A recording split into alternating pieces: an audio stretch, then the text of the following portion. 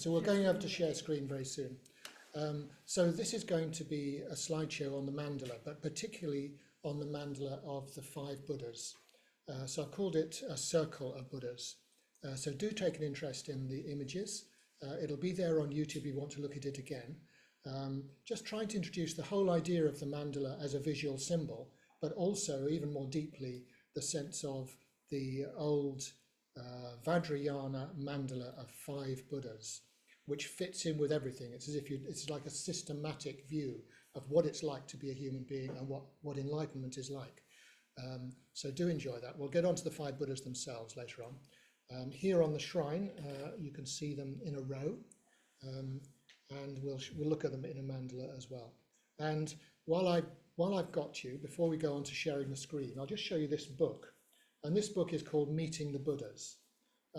And it's a fantastic resource for understanding the whole mythology of Buddhism in a way, particularly the imagery of the different mythical figures and the different types of Buddha. Because Buddhism starts, of course, with the Buddha, the person who, according to Buddhist tradition, was the first to gain enlightenment and who founded the Buddhist tradition. But people started to realize that, in a sense, we all have a Buddha inside us. We all have that potential for enlightenment inside us. And that started to be experienced in deep meditation, in dreams and so on, as in a way meeting mythical Buddhas. And not just remembering the historical Buddha himself or trying to imagine the historical Buddha, but all sorts of other enlightened figures. Some of them based on historical figures, but some of them just based on fragments of the mandala. So can we go to sharing the screen? Fantastic. Yes. So the mandala. A mandala means a circle. Those of you who were here a month ago for our previous talk will have heard a fantastic introduction to the mandala, particularly how you use the mandala as a method of psychological integration and of growth and so on. So that's really good. I recommend you look on YouTube at that talk by Kshantikara. So the mandala means a circle. And there's this lovely quote that to make a mandala is to take a prominent aspect of reality and surround it with beauty. So that's the basis of it in a way. And it originates with the circle around the Bodhi tree where the Buddha sat to gain enlightenment. And that was known as the Bodhi Manda, the circle of enlightenment. And then it was elaborated in various ways. And so Tibet is where we particularly associate mandalas, although as we'll see, you get them also in other forms of so-called Northern Buddhism, other forms of Mahayana Buddhism. And here is a sand mandala. I was going to say, can you guess what that is made of? But it says it underneath, doesn't it? But you may have seen this. They have a little metal tube. You fill it with the coloured sand, and you rub this little stick over it, over the serrations on the top. Makes it vibrate, and the sand just trickles out grain by grain. So you make these incredibly precise. Imagine if you stripped over and fell into it or something. You'd have to start again, wouldn't you? So the monks make these mandalas. Very often they're the mandala of the Wheel of Time, which I'll have a look at later very briefly.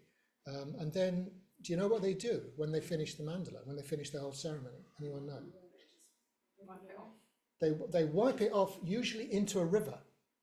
So you actually pour all the sand away into a river, or just wipe. If you don't have a river handy, you just wipe the whole thing off. So it's just this fantastic work of art, which is deliberately impermanent. And it almost seems to be a violation to take photographs of it, because the thing is, it should be an immediate experience. And so that's what part of a completed sand mandala looks like. They're really beautiful, don't you think? Now, mandalas are not just Buddhist symbols. They seem to be elements of the way human beings process reality. So the great psychologist and psychotherapist Carl Jung discovered that his patients were constantly producing mandalas. So if they drew their dreams, they produced mandalas. During therapy, they would produce mandalas. They would produce, in other words, these symmetrical circular forms. So there's an example of something that one of his patients did, and you can see the amazing, of course they may have seen Tibetan mandalas, to be fair, so I don't know that they definitely produced this purely from their own unconscious minds, but nevertheless they're amazingly similar to what is produced in Tibet. So that's fantastic. And he found them very helpful. He felt that they were to do with the process of integration, the process of completion, because the idea of a mandala is it's a protective circle, but within that circle is the whole of your experience. You're not excluding anything. And rather than seeing your spiritual journey as being a path where you start from here and try to get somewhere else, it's more you see your spiritual journey as a process of rearranging and simplifying and symmetrifying your mandala. That's what you're trying to do in the process, and that's what Jung found really helpful for his own patients. So it means you can make a personal mandala. So you can actually decide, I'm going to look at the different, are you watching when I'm changing slides? Great. Just, I should have said change slide, but is that okay, or would you like me to tell you? Yeah, great. So this, you can just draw yourself a circle. You can do it on your own way, and you can decide, well, what is central in my life, or what different things are central? What are more peripheral? How are they arranged in relation to each other? Now, this is a rather diagrammatic way of doing it. Next slide. But these are a couple that were produced by children. I think both these children obviously were keen on music when they decided what was going to go into their mandalas. But it's a really creative thing to do, and I just recommend you might want to try it when you get home. Get some crayons out, get a big sheet of paper, draw your mandala. But remember, the mandala is a dynamic thing. It's not that I've got myself completely sus now, I understand myself completely. No, indeed, it changes. And you can make changes to it yourself by deciding to move things around. But you can also realize that your life organically changes, and what is at the center may gradually change. What's important to you will gradually change, and how things relate to each other. So that's the personal mandala. Now, in Vajrayana Buddhism or Tantric Buddhism, the third great phase of Buddhism, which is based very much on energy, but also on deep symbolism and deep reaching into the unconscious mind, they started to produce mandalas. So next slide. So this is a mandala, and what you'll see here is that usually with one of these Tibetan mandalas, in the middle is a Buddha. In this case, it's the female form, White Tara. So it's her mandala. And above her are the 5 Buddhas. And we're going to look at the mandala made of the 5 Buddhas in the bulk of this talk. But I just thought I'd show you a fairly complex mandala. What you have in this mandala is the ground plan of a palace. So each of these bits and pieces on the edge and the 4 sides, this is the east, the south, the west and the north. These are the gates to the palace. And underneath the whole thing, there is a double Vajra, a double thunderbolt. So you can see it's poking out from underneath the ground plan of the palace. And White Tara herself, in this case Black Tara, is in the middle. And there's all sorts of other things going on. I will talk about the circles around the edge, and we'll have a close-up of those. Let's have a look at the next one. This is the same as the one that we've got downstairs in the lobby, if you want to have a look at that. And it's actually the Wheel of Time, the Kala Chakra mandala. And here you'll see it's like it's getting more complicated because it's many nested plans, all put together.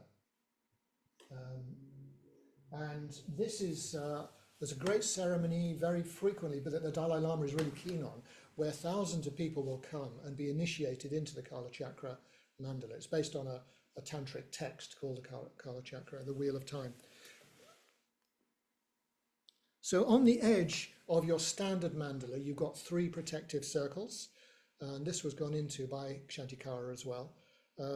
And the inner one, which means the lower one in the picture, is the ring of lotus petals, and outside that you have the ring of Vajras, thunderbolts or diamond thunderbolts, and then outside that you have the ring of flames. So if anyone's ever been to a dedication ceremony here, you'll know that you dedicate the space before a retreat, before a class, or even if it's a new Buddhist center or something, you'll dedicate the space by saying, around this mandala, this sacred spot, may the lotus petals of purity extend. Around this mandala, this sacred spot, may the Vajra wall of determination extend. Around this mandala, this sacred spot, may the flames that transmute samsara into nirvana arise. Samsara means the ordinary world, nirvana means the sacred world of enlightenment. And in Tantric Buddhism, it's the same world, but seen completely differently. So these are the rings of protection around the outside of them. And they can be linked to the process, first of all, of ethical purification, following the precepts. That's the ring of lotuses, the sense of unfoldment of softness and potential in oneself. And then meditation, the Vajra wall, actually breaking through to reality. And then finally the flames that whatever breakthrough you've had, whatever realizations you've had, you allow that to extend and transform the rest of your life and even transform the world around you. And those are the flames which are seen as a positive alchemical thing that's sort of rather like the flames that destroyed Los Angeles, to exaggerate a little bit. But to see those as something positive, something can come out of that. I'm sure it wasn't very positive. People have lost their homes. I'm not wanting to be insensitive to that, but it's as if that process of the forest fire can make the land ready for the next emergencies. So the next slide. This is actually in the British Museum. So if you ever go there, have a look at it. And it's a 3-dimensional mandala. So can you see the lotus petals, the Vajras, and the flames? It's in the very stylized Tibetan style flames around the edge. And then the center of it is a really big palace in 3 dimensions. So that's great to have that, I think. Now, I think what I'm going to say now, because there's so many different ideas in this, if you've got any questions that are relevant to what we're doing, then why don't you just chip in while I'm talking, rather than try to wait until the end, because it's be very difficult, unless you've got a notebook, it'll be very difficult probably to remember all these things. So does anybody have any questions so far that you want to ask? Yes. What does the palace symbolize, stand for? Well, in a sense, what you're doing is you're regarding the central Buddha as if they were a queen or a king. And so they've got their palace, and the palace has 4 gates to it going in the different directions, and they watch what comes through those gates. And we'll see when we look at the 5 Buddhas that each of those gates has a different symbolism. And so the central Buddha is what is most important to you. So in a way, you're regarding it as the monarch in your life. And every monarch needs a Buckingham Palace. So that's what we've got. How does that relate to your personal mandala? Well, you could, how you do your personal analysis is entirely up to you. You saw those examples I gave you where people were very creative. If you wanted to, you could do it in a traditional Tibetan way, and you could draw your favorite beachside palace as being around you. And so what does that mean? What are at the different gates of that palace? The gates would often have protectors at them. They're called dharmapalas. So who is protecting my gates? In the sense of, who or what is providing me with a basic deep security and so on. And then what is my circle of lotuses? What is my circle of Vajras? What is my circle of flames? So it's up to you how closely you ally it to the Tibetan model. Okay, so the next one, this is something one could give another whole series of talks on, but here you've got an extra set of things. This is mandala of Vajrayogini. She's a female enlightened figure, a Darkini, who dances naked in the sky in Tibetan Buddhism. She's got a necklace of skulls and so on. But if you look around the edge, there are 8 landscapes, I suppose you'd call them. Can anybody guess what those are? I don't know if you could guess by looking at the image. They are charnel grounds. They're cemeteries. And so in Tantric Buddhism, and particularly in the life of the great Tantric teacher Padmasambhava, we have these places of death, but places of intense practice. So according to the tradition, he would go to cemeteries and he would sit and meditate. Now, in ancient India, which is where he was living at the time, cemeteries doesn't mean some nice, neat gravestones in a row with somebody mowing the grass. Cemeteries means places where the bodies are left for the crows and the vultures to feed on. So the places are full of jackals, and then you sit there all night, and of course they're not just full of jackals, vultures, crows, and so on. They're also full of ghosts. So I'm not recommending you do this necessarily, but I have tried it myself, to meditate in a cemetery where you feel the immediacy of the presence of death, and really, in a way, your own ego has to face up to that reality of death through your fear and so on while you sit there. So the 8, they're geographical places. They are the 8 great cremation grounds of northern India where Padmasambhava practiced, and they sometimes form a 4th protective circle. And maybe I'll leave you to think about, well, what is added to things by having the 8 cremation grounds around the edge as well, that where you maybe move between them in a clockwise direction, as is described in Padmasambhava's life. Okay, now I want to go back a bit to the origins of the mandala of the 5 Buddhas in particular. So next slide. So what you'll find in Buddhist art, and this goes right back to the very beginnings of Buddhist art, the most common figure, most common figure in Buddhist art, once they started depicting him, which wasn't right at the beginning actually, it was after a little while, was the Buddha. So they would show an image of the Buddha. But very often the Buddha would be sitting there in meditation, very often maybe shown at the time of his enlightenment or the time when he's teaching, and he'd be flanked by 2 disciples. So we've got an example here. So this is a Chinese one, and if you want to see it, the original is there in the West London Buddhist Centre. Sorry, it's a bit wonky.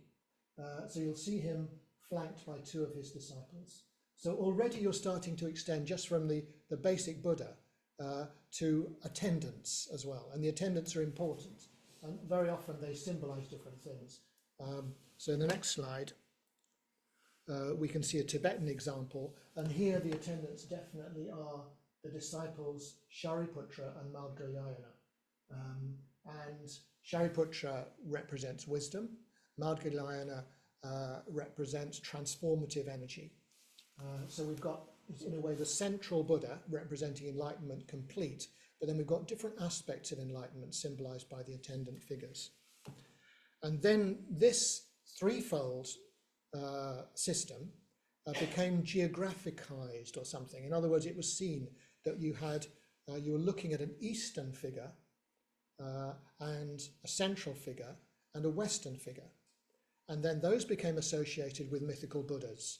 The blue Buddha of the East, Akshobhya, which I'll show you in a minute, the red Buddha of the West, Amitabha, and then the central Buddha, who was usually shown snow-coloured in the centre, or non-coloured.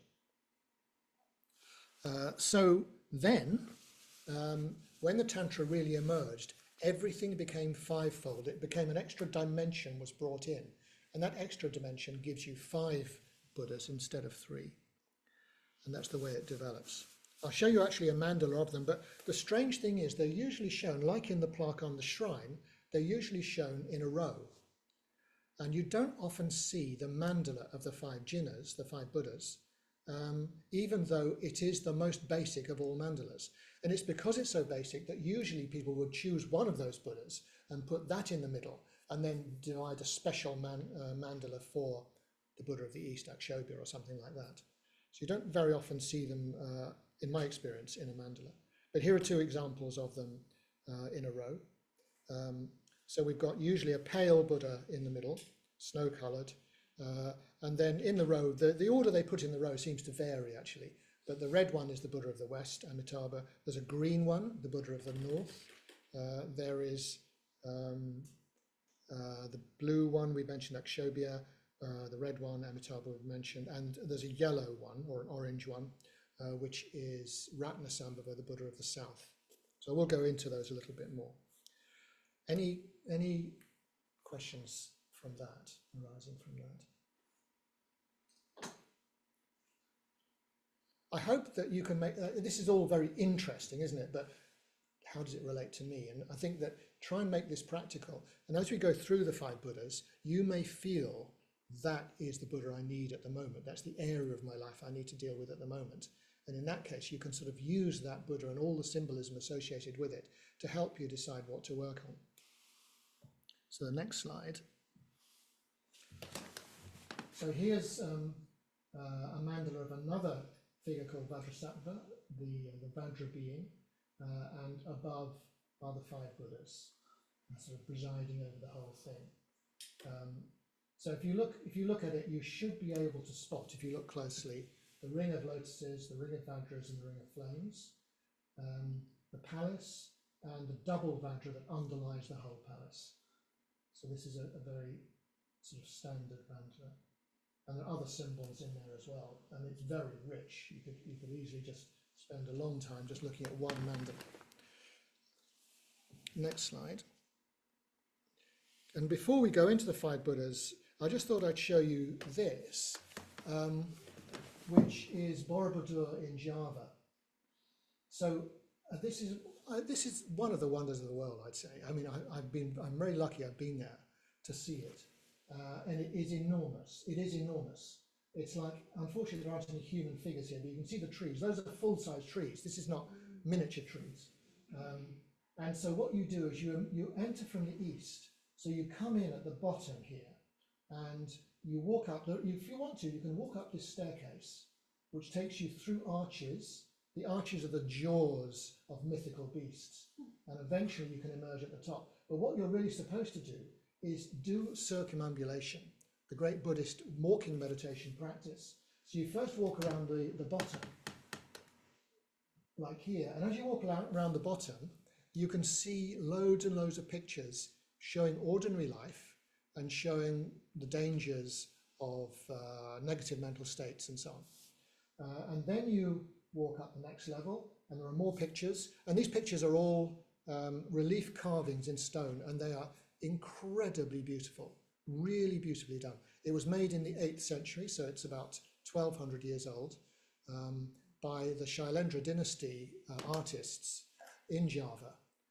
Java in those days was primarily Buddhist. There's not so many Buddhists left in Indonesia now, but there are still Buddhists there. And then it takes a good hour and a half or so if you do these circumambulations, longer if you look at everything, because when you get to this point, you actually enter an enclosed corridor where there are friezes, 2 levels of friezes. Each one is getting on for about a meter high, so one level and then another level above it. And they're all storytelling. So it's like a vast graphic novel in stone. And they tell stories from the Buddhist sutras. They tell stories of the Bodhisattva career. And then what you'll then have, let's have a look at the next slide. Because as you go around, you keep on passing Buddha statues. So when you're on the east side, they're all the blue Buddha of the east, Akshobhya. And this is an example, this is Akshobhya with his earth-touching gesture. And there are many of them, all in their little niches as you go around. And then when you get to the south side, they are Ratnaprabha, who has the gesture of giving. Then when you get to the west side, they're Amitabha in the gesture of meditation. When you get to the south side, there are Moghasiddhi, the green Buddha the north side, Moghasiddhi, the green Buddha of the north, who's in the fearlessness gesture. And then when you get to the top, the terrace at the top, you emerge from these corridors, and after maybe quite a long time of intensely focused on these wonderful stories, you find yourself in the open and on these amazing rice paddy field plains of Java, with a row of volcanoes on the horizon, and you're sort of dazzled by the sky above you, the tropical sky above you, and all you're surrounded by now is stupas. And these stupas, these monuments, are perforated, and within each stupa you can see a Vairocana Buddha in the teaching mudra. And then there's a bigger stupa in the middle, and then the bigger stupa, when they opened it, they found a deliberately half-finished Buddha figure emerging from the rock, like those amazing slaves of Michelangelo, if you've ever seen them, which were unfinished. So it's a really amazing place, I think. But that gives you an idea of the use of a mandala. So this is a spiritual practice to go around, to be absorbed in all these stories, to be absorbed in the presence of the Buddhas, to emerge into the open when you get to the top, but just surrounded by the stupas, with a Buddha inside each one. So, if you ever get a chance, wonderful, wonderful thing to go and see.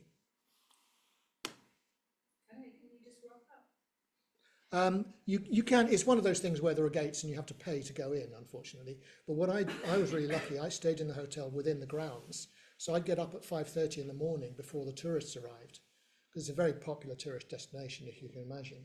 And I had the place pretty much to myself. So I really could meditate up there. So I don't know if you can still do that. This is quite a while ago, but that's the best thing to do if you can afford it, is to stay in the hotel in the grounds of the monument. But yeah, you can just rock up, but you do have to pay to go in. Now, in contrast, coming back to home, this photograph was taken at Pavloka Retreat Centre in Norfolk, and this shows just people on a retreat there making their 5 Buddha mandala, with images of the Buddhas on each side, using sand, maybe not quite as beautifully as the Tibetan monks do it, but using sand to make all the symbols around it. And you can see the lotus petals. I can't actually see the Vajras, maybe they're about to put those on, and you can see the flames around the edge. And the symbols of the different Buddhas are appearing, and also their seed syllables. In Tibetan script.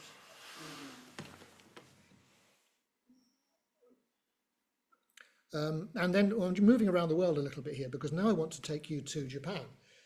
Because in Japan and China, we also have Tantric or Vajrayana Buddhism present, and they also recognize the mandala. And so this is a Japanese form of the mandala, in Japanese Shin Buddhism, which is the form of Vajrayana there. And the colours are not quite so clear. Definitely you've got the green Buddha on the right, haven't you? You've got a pinkish red Buddha at the top, and then the other ones.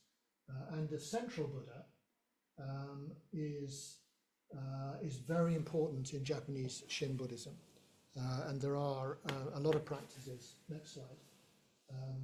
So he's known as Dainichi Nyorai. I apologize for the pronunciation, and he's very important. But Amida is the Buddha of the West, who this might have been reversed, because usually you'd have the Buddha of the West at the top, so they might have put it the wrong way around. I'm not quite sure. Maybe they do things differently in Japan. So Amida is there, Ashuku is Akshobhya, opposite that way, and so on. So there we go, and now let's move back to Tibet again. So here's a Tibetan form of the mandala of the 5 Buddhas, and this is back in the familiar form of them, which I'm used to, rather than the Japanese form, with the blue Buddha at the east. Now the question is, why? What is the Eastern Buddha doing at the bottom? Because obviously, really, the south is at the bottom, isn't it?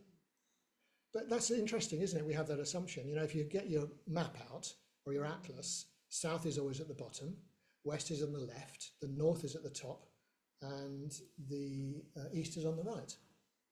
But why? I mean, we just assume that, don't we? We just assume that's the way things are. And even in Google Maps, it always orients things that way, doesn't it? You know, at least on my version it does. But no, in Buddhism, the east is at the bottom. And the reason for that is that you imagine this mandala laid out on the floor, and where do you enter the mandala? Because you're going to enter this mandala and meet all the Buddhas as you go around. You enter the mandala in the same place where the sun enters the world in the dawning. The sun rises in the east, so that's where you come in. And then as the sun moves around, it moves to the south. In the northern hemisphere, this is. In the northern hemisphere, it's moved to the south at the middle of the day. So that's where the midday Buddha is, the yellow Buddha of the south. And then as it sets, it turns red, and we have the red sunset Buddha. And then in the middle of the night, there's the mysterious green of the aurora, which is the midnight Buddha of the north, Amoga city. Now, in Triratna in particular, and in Buddhism in general, the mandala is a symbol of enlightenment, of completeness. And so if we want to make that symbol even more complete, we can do it in this way, which is the way that if you do study here, you'll often find it, which is that there's the wheel of life at the bottom. And this is our circular habit patterns with all sorts of symbolism and teaching about, what our circular habit patterns are. Usually called, wrongly, but usually called the Tibetan wheel of life, held by the demon of impermanence. So that's at the bottom with the three unwholesome roots of greed, hatred and delusion driving the whole thing in the middle. And then from it emerges a spiral path. So I'm bringing the path metaphor in again here, and that path culminates here in the mandala of the five Buddhas, which is shown there at the top. So if you want to sort of have a completer symbol, that's how it goes. So I'm now going to go into the five Buddhas one by one in the little time I've got left. Can you speak up if you can? Just because the mic isn't super strong today. I'll just move the microphone a bit closer. So in the little time I've got left, I'm going to say a little bit about these five Buddhas. So we'll start with the Buddha of the East, is Akshobhya. And we're going to have a talk on each of these Buddhas and each of these quarters of the mandala over the next 5 months. So March is the month of Akshobhya. I think this is going to be just a whistle stop, just to give you an idea. If you want to know more, do have a look at the book, Meeting the Buddhas, which has a whole chapter on each of the five Buddhas and what they symbolize. So here's one painting, which you'll find if you go to we often do our retreats here at Vajrasana, and you'll see that he's holding, well, you can't see it very easily, but he's holding a Vajra. He's holding a thunderbolt, which is the emblem of Akshobhya. And here's a line drawing. You can see the thunderbolt, and you can see his elephants. The animal of Akshobhya is the elephant. And then we've got, there's a Vajra, which again, we can give a whole talk on the Vajra, the symbolism of the Vajra. And why does it have 5 points at each end? Very interesting. The next Buddha is the Buddha of the South, Ratnaprabha, associated with fertility and growth, the midday sun and all that kind of thing. And his emblem is the jewel, which obviously goes with richness. And his gesture is the gesture of generosity, and his animal is the horse. Don't ask why these associations are there. Where you have to ask that yourself in a way. Does this feel right? Elephant, horse, the gesture, Here's a bronze of Ratnaprabha. And in the next slide, I've just got a little illustration of the jewel, the wish-fulfilling jewel, which belongs to Ratnaprabha. In this case, held by the Bodhisattva of compassion, who holds it to his heart between joined palms. And then we move to the West. The Buddha of the West is the red Buddha, Amitabha. Amitabha is very, very popular in China and East Asia in general.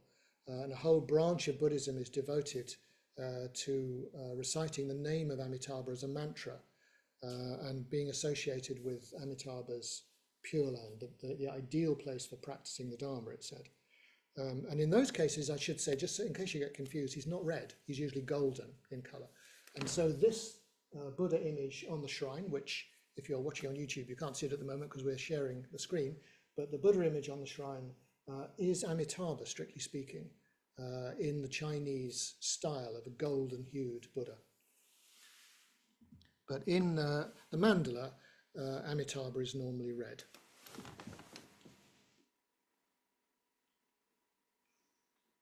This is a slightly different form of Amitabha, not shown as a monk, but shown as a prince. Amitabha means infinite light. And here is a line drawing, and there you can see his animal. His emblem is the lotus, and his animal is the peacock. Why the peacock? Interesting. And the lotus, of course, is a very central symbol in Buddhism. I mentioned the lotus is in a ring round the mandala, and they represent the gradual unfoldment of your personality of your potential and so on in an organic way. You can't force a lotus to open. You've got to let it open in the warmth and the sunshine when the time is right. But if you give it the nourishment it needs, that flower will open. And the same goes for us. If we have the right conditions, the right nourishment in our lives, the flower of our potential can open. So it's a very beautiful symbol, I think. And then we have the Buddha of the North, next slide, which is Amoghasiddhi, the gesture of fearlessness. The symbol is the double Vajra, and there you can see him in the forest of the forest of the night. In the forest of the night.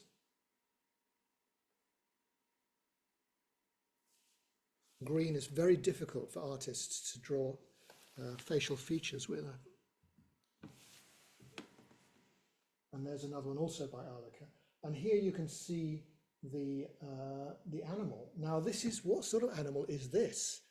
And in fact, it's what's called a shang bird. The shang bird has the torso, head and arms of a human being and the wings and feet of a bird.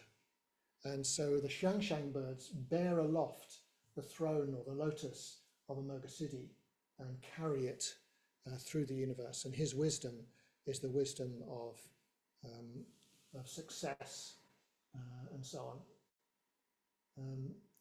I'll just show you another image of the shang bird, the next slide. Oh, no, I must have skipped one, did I? Oh no, it's down, it's down, it is there, isn't it? Yes, there we can see it. Yeah. So what is that about? Why are they clashing symbols? And another little clue here is that one of the other names that Amoghasiddhi means infallible success, another name that he has in the Golden Light Sutra is Dundubishvara. And Dunduba, you can almost guess what that word means in Sanskrit. Dundu, can anybody guess? Drumming. Did you just get, well, you probably knew that. No, I didn't. You didn't know, but it is, you're absolutely right. So Dundubishvara means the Lord of the Drum. So he's definitely a percussionist. He's got the cymbals and he's got the drums. There's a lot of music going on in Amoghasiddhi's quarter of the mandala. And there's another image of him. And this one, the next slide is a bronze statue of Amoghasiddhi from Tibet. And here's his emblem, the double Vajra, the two Vajras crossed. Not only do the two Vajras underlie the mandala, they also underlie the universe. And in fact, the mandala can be a symbol of the whole cosmos, And there it said that two great winds opposing each other, going in opposite directions, underlie the universe in Buddhist mythology. And they are completely irresistible forces which have met each other and produced this amazing cosmos that we live in. What does that mean? And Amoghasiddhi is associated with the element of wind, the wind element. I rather like this. This was a mandala, a double Vajra produced at the Buddha Field Festival, actually made on the ground in flames. It's big, it was big. And then the central Buddha is Varochana. And his emblem is the Dharma wheel, turning the wheel of Dharma.